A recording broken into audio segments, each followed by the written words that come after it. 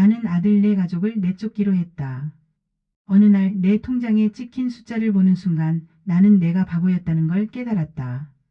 70평생 살면서 이렇게 명확하게 배신당했다는 느낌을 받은 적이 없었다.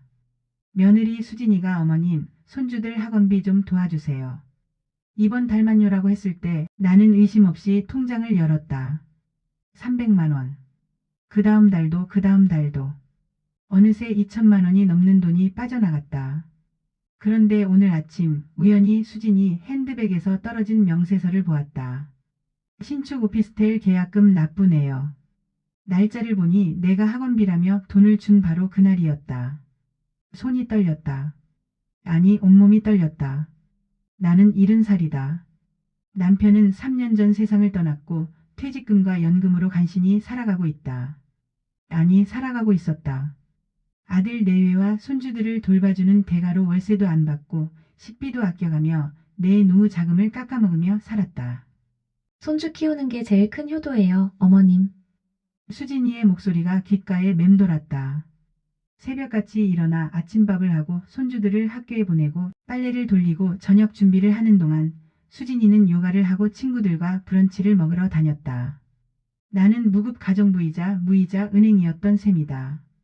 명세서를 주머니에 넣고 나는 거울을 봤다. 주름진 얼굴, 허리 아픈 몸. 이 나이에 다시 시작할 수 있을까? 두려웠다. 하지만 더 두려운 건 이대로 당하고 사는 거였다. 그날부터 나는 기록하기 시작했다. 수진이가 부탁한 돈, 내가 해준 가사노동의 시간, 손주 돌봄의 가치. 냉정하게, 정확하게. 복수는 감정이 아닌 정보로 시작되는 법이니까. 나는 스마트폰을 제대로 다루지 못하는 늙은이가 아니었다. 아들이 명절 때마다 엄마는 기계치시니까라고 말했지만 사실 나는 남편 사업 정리할 때 엑셀도 배웠고 인터넷 뱅킹도 혼자 터득했다. 다만 굳이 그걸 자랑할 필요가 없었을 뿐이다. 하지만 지금은 달랐다.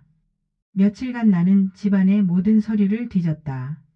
수진이가 서재에 넣어둔 파일철, 서랍 깊숙이 숨겨둔 계약서들. 오피스텔만이 아니었다. 작년에 어머님 차가 고장 났어요 하며 받아간 500만 원은 명품 가방 구매 내역과 날짜가 일치했다. 애들 영어 캠프 비용이요 했던 800만 원은 수진이 친구들과 간 제주도 여행 경비였다. 증거를 모으면서 이상하게도 분노보다는 차가운 냉정함이 올라왔다. 나는 피해자 코스프레를 할 생각이 없었다. 대신 정확한 계산을 하고 싶었다. 인터넷으로 가사노동의 시급을 찾아봤다. 2025년 최저시급은 10,000원. 나는 하루 평균 8시간씩 이 집안일을 했다. 2년 반 동안. 계산기를 두드렸다. 약 4천만 원. 여기에 손주 돌봄 비용, 식재료비, 공과금까지 합치면 7천만 원이 넘었다. 수진이가 내게서 가져간 돈은 2,500만 원. 내가 제공한 노동의 가치는 7천만 원. 차액은 4,500만 원. 이건 단순한 효도 문제가 아니었다. 경제적 착취였다. 동사무소에 가서 독거노인 지원 정책도 알아봤다. 법률구조공단 연락처도 적어뒀다. 부동산 중개소에서 4명의 아파트 시세도 확인했다. 이 집은 내 것이었다. 남편이 내 이름으로 남겨준 유일한 자산. 어머님 저녁 뭐 드실래요? 수진이가 퇴근하며 물었다. 나는 미소를 지었다. 아무거나. 내가 편한 대로. 그녀는 내 표정에서 아무것도 읽지 못했다. 그래 아직은. 변화는 작은 것부터 시작했다. 월요일 아침 나는 평소보다 1시간 늦게 일어났다. 수진이가 거실에 나왔을 때 아침상은 차려지지 않았다. 어머님 아침은요? 그녀의 목소리에 당황이 묻어났다. 오늘은 좀 피곤해서. 내가 못 차렸네. 미안하구나. 나는 덤덤하게 말하고 내 방으로 들어갔다. 수요일에는 손주들 학교 픽업을 빼먹었다. 수진이에게 전화가 왔다. 어머님 애들이 학교에서 기다리고 있대요. 아이고 깜빡했네. 내가 데리러 가야겠구나. 나 병원 약 타러 왔어. 거짓말이었다. 나는 카페에 앉아 커피를 마시고 있었다. 30년 만에 오후 시간이 내 것이 되었다. 금요일 저녁밥을 안 했다. 어머님 저녁 준비는? 오늘은 못하겠구나. 허리가 너무 아파서. 너희끼리 배달시켜 먹어. 수진이의 얼굴에 짜증이 스쳤다. 그 표정을 보는 순간 나는 확신했다. 이 며느리에게 나는 가족이 아니라 기능이었다는 것을. 주말 아들이 물었다. 엄마, 요즘 왜 그러세요? 어디 아프세요? 아프지. 70살인데 안 아프겠니? 아들은 더 이상 묻지 않았다. 그는 눈치챘을까? 자기 아내가 나에게 무슨 짓을 했는지. 아니면 알고도 모른 척하는 걸까? 그날 밤 수진이가 내 방문을 두드렸다. 어머님, 잠깐 얘기 좀 할까요? 그녀의 목소리는 평소보다 한 톤 높았다. 긴장한 거였다. 피곤해서 내일 하자. 나는 문을 열지 않았다. 복수는 서두르면 안 된다. 서서히 확실하게. 벽 너머로 수진이와 아들이 다투는 소리가 들렸다. 당신 엄마가 요즘 이상하잖아. 지금 시위하는 거야, 뭐야? 아들의 대답은 들리지 않았다. 나는 이불을 덮고 눈을 감았다. 이제 시작일 뿐이었다.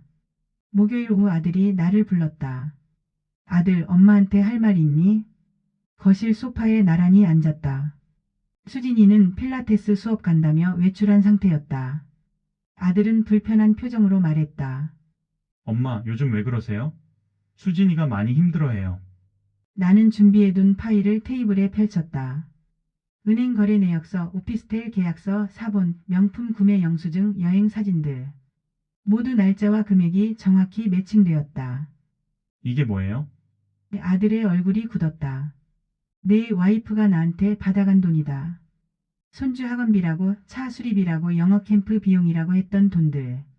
실제로는 본인 오피스텔 사고, 명품 사고, 여행 다니는데 썼더구나. 내 목소리는 떨리지 않았다. 아들은 서류를 넘기며 얼굴이 창백해졌다. 엄마, 이것만이 아니야. 나는 두 번째 파일을 꺼냈다. 가사노동 일지. 2년 반 동안 내가 한 일 시간 횟수가 빼곡히 적혀 있었다. 최저시급 기준으로 계산하면 4천만 원어치 일을 했어. 돈으로 따지면 내 와이프한테 4,500만 원 손해봤다. 엄마가 가족인데 돈 계산을 이렇게. 아들이 말을 흐렸다. 가족? 나는 쓴웃음을 지었다. 수진이가 날 가족으로 봤으면 거짓말을 했겠니? 가족이면 엄마 노후 자금 뺏어가면서 오피스텔을 샀겠어? 거실에 침묵이 흘렀다. 아들은 서류를 보며 손을 떨었다. 엄마, 제가 몰랐어요. 정말. 알았으면 막았니? 나는 날카롭게 물었다. 아들은 대답하지 못했다. 일주일 줄게. 수진이랑 이야기해. 내가 받아간 돈 전액 돌려받고 너희는 이 집에서 나가. 엄마, 그게. 애들은요? 애들은 진작에 어린이집 보냈어야지. 엄마를 무급부모로 쓰면서 무슨 애들 타령이야. 아들이 나갔다. 그날 밤 집안은 조용했다. 폭풍전야 같은 고요함이었다. 금요일 저녁 수진이가 내 방문을 열고 들어왔다. 눈가가 빨갛게 부어 있었다. 울었던 모양이다. 어머님, 제가 잘못했어요. 그녀의 목소리는 떨렸다. 하지만 나는 동요하지 않았다. 눈물로 해결될 일이 아니었다. 앉아. 나는 차갑게 말했다. 수진이는 방바닥에 무릎을 꿇었다. 연극 같은 모습이었다. 어머님, 제가 정신이 없어서.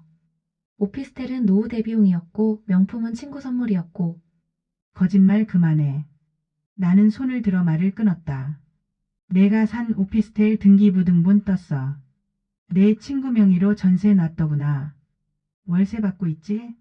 명품은 친구 선물. 인스타그램에 내가 메고 찍은 사진 다 봤어. 나 늙었어도 바보 아니야. 수진이의 얼굴이 하얗게 질렸다.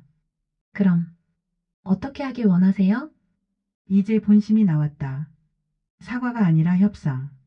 간단해. 2,500만 원 전액 반환. 일주일 안에. 그리고 너희 가족은 이 집에서 나가. 월세든 전세든 알아서 구해. 어머님, 그건 너무. 너무? 내 돈 2,500만 원 가져갈 땐 안 너무하더니? 내 목소리가 높아졌다. 그리고 이 집은 내 명의야. 내가 니네한테 세에 얹혀 사는 게 아니라 너희가 내 집에 공짜로 사는 거였어. 이제 그 사실을 똑똑히 알아도 수진이는 입술을 깨물었다. 돈은 시간 좀 주시면. 일주일. 못 주겠으면 법적 조치 들어간다. 사기죄로 고소할 거야. 증거는 다 있어. 그럼 오피스텔도 법원에서 압류당하고 내 신용도 개박살 날 거야. 나는 준비해둔 법률구조공단 상담 내역을 보여줬다. 수진이는 서류를 보며 몸을 떨었다. 진짜로 무서워하는 게 보였다. 그리고 하나 더. 내가 너희 손주들 키워준 2년 반 그 가치는 따로 청구 안 한다.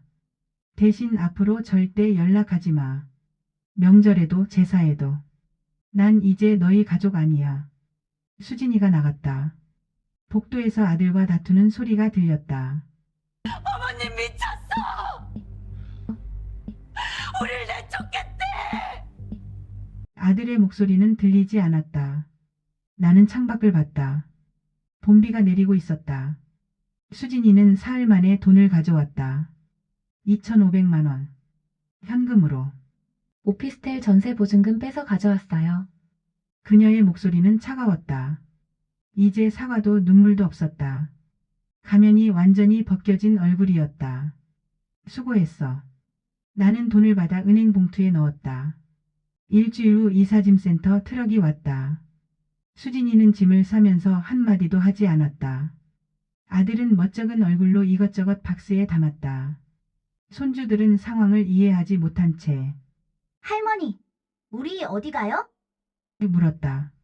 할머니는 여기 있어. 너희가 새 집으로 가는 거야. 나는 손주들 머리를 쓰다듬었다. 미안했다. 아이들에게는 죄가 없으니까. 하지만 이건 필요한 일이었다. 내 존엄을 지키기 위해. 큰 손주가 물었다. 할머니 보러 올 수 있어요? 응, 할머니가 초대하면 와. 나는 대답했다. 언제가 될지는 모르겠지만. 수진이가 날카롭게 말했다.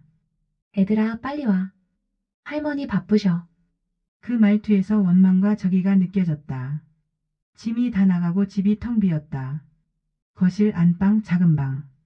2년 반 동안 수진이네 가족으로 가득했던 공간이 다시 내 것이 되었다. 나는 창문을 활짝 열고 환기를 시켰다. 오래된 공기를 내보내고 새 공기를 들였다. 저녁이 되자 집은 고요했다. 시끄럽게 떠들던 손주들도, 부산하게 움직이던 며느리도, 피곤한 얼굴로 퇴근하던 아들도 없었다. 처음에는 이상하게 느껴졌다. 그 다음엔 편안해졌다. 그리고 마침내 자유로워졌다. 나는 혼자 라면을 끓여 먹었다. 70살 혼자 끓인 라면. 그렇게 맛있을 수가 없었다. 이게 진짜 내 인생이었다. 누구 눈치 안 보고 이용당하지 않고 당당하게 사는 것. 한 달이 지났다. 아침에 눈을 떴을 때 알람 소리는 없었다. 손주들 도시락 쌀 필요도 며느리 눈치 볼 일도 없었다. 나는 천천히 일어나 창문을 열고 스트레칭을 했다. 허리가 한결 나아진 것 같았다. 구청 노인복지관에 등록했다. 수영 수업, 서예 교실, 스마트폰 활용 강좌. 친구도 생겼다. 비슷한 또래 여성들. 다들 각자의 사연이 있었다. 손주 키우다가 허리 망가졌어요. 며느리가 애 봐달래서 2년째 봐주는데 용돈 한 푼 안 줘요. 그들의 이야기를 들으며 깨달았다. 나만 이런 게 아니었다. 수많은 노인들이 가족이란 이름으로 착취당하고 있었다. 효도를 강요받고 노동력을 제공하고 노후 자금을 뺏기며 살았다. 근데 명화 씨는 어떻게 그렇게 깔끔하게 정리했어요? 복지관 친구 순이가 물었다. 그냥 계산을 했어요. 내가 얼마만큼 손해봤는지, 내 노동의 가치가 얼마인지. 그걸 숫자로 보니까 화가 나더라고요. 그래서 똑같이 돌려받았죠. 친구들의 눈빛이 변했다. 나도 한번 계산해봐야겠다. 증거 어떻게 모으셨어요? 그날 이후 나는 작은 상담가가 되었다. 비슷한 처지의 시니어들에게 증거 수집 방법, 법률 정보 협상 전략을 알려줬다. 이상했다. 젊었을 때는 남 도와주는 일에 별 관심이 없었는데 이른이 되어서야 이런 일에 보람을 느끼다니. 아마도 내가 겪은 고통이 헛되지 않았다는 걸 확인하고 싶었던 거였다. 주말 아들에게서 문자가 왔다. 엄마 안녕하세요. 잘 지내시죠? 한번 뵙고 싶은데 괜찮으세요? 나는 한참을 고민하다 답장했다. 다음 달쯤. 엄마 좀 바빠. 사실 바쁜 건 아니었다. 그냥 아직 준비가 안 된 거였다. 용서는 천천히 오는 법이니까. 가을이 왔다. 창밖으로 은행나무 잎이 노랗게 물들었다. 나는 테라스에 놓인 의자에 앉아 커피를 마셨다. 71살. 인생에서 가장 평화로운 아침이었다. 복지관에서 시작한 시니어 권리 찾기 모임은 이제 10여 명으로 늘었다. 우리는 매주 만나 정보를 공유하고 서로의 사례를 듣고 법률 전문가를 초청해 강의도 들었다. 몇몇은 실제로 가족과 협상에 성공했다. 밀린 용돈을 받아냈고 부당한 노동에서 벗어났고 자기 집에서 자기 삶을 되찾았다. 명화 선생님 덕분에 제 인생이 바뀌었어요. 60대 후반 여성이 내 손을 잡았다. 저도 딸한테 돈 받아내고 이제 독립했어요. 이렇게 속이 시원할 수가 없어요. 그녀의 눈가에 눈물이 맺혔다. 하지만 슬픔의 눈물이 아니라 해방의 눈물이었다. 나는 깨달았다. 복수는 끝이 아니라 시작이었다는 것을. 진짜 복수는 상대를 무너뜨리는 게 아니라 내가 다시 일어서는 거였다. 빼앗긴 존엄을 되찾고 당당하게 나 자신으로 사는 것. 오늘 아들이 찾아왔다.